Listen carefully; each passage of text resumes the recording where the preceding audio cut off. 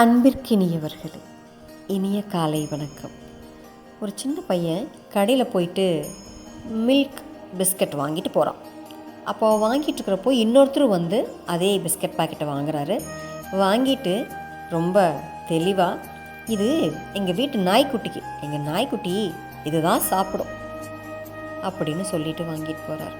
அப்போது அந்த பையனுடைய மனநிலைமை எப்படி இருக்கும்? அதே மாதிரி ஒரு நடுத்தர வயது ஒரு அப்பா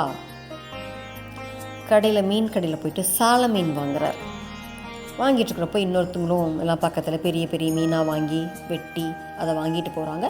அப்போ கடைசியாக 100 ரூபா கொடுத்து அந்த பெரிய மீன் வாங்கினவர், எனக்கு 100 ரூபாய்க்கு சால மீன் கொடுப்பா, எங்கள் வீட்டு நாய் இதை தான் சாப்பிடும் அப்படின்னு சத்தமாக அவர் அதைய அந்த கடைக்காரர்கிட்டையும் சொல்லிவிட்டு பக்கத்தில் இருக்கிறவங்களுக்கும் காது கேட்குற மாதிரி சொல்லிவிட்டு அதை வாங்கிட்டு போகிறார்.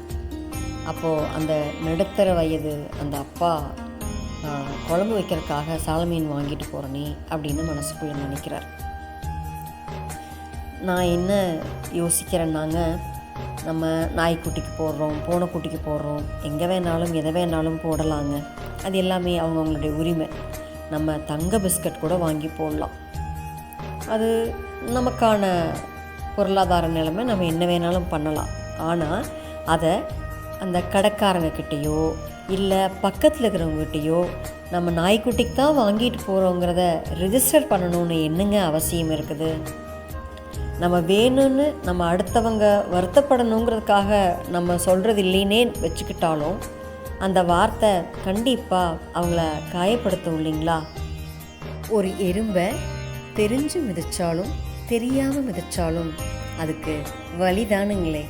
அதனால் யாரையும் மிதித்து வாழாமல் மதித்து வாழ்வோம், சரிங்களா?